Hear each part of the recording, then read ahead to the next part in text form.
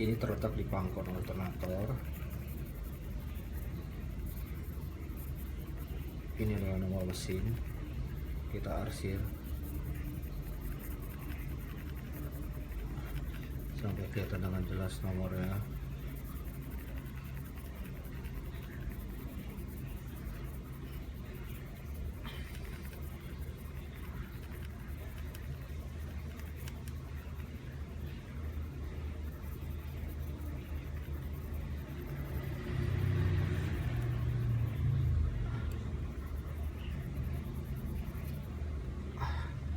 Oke,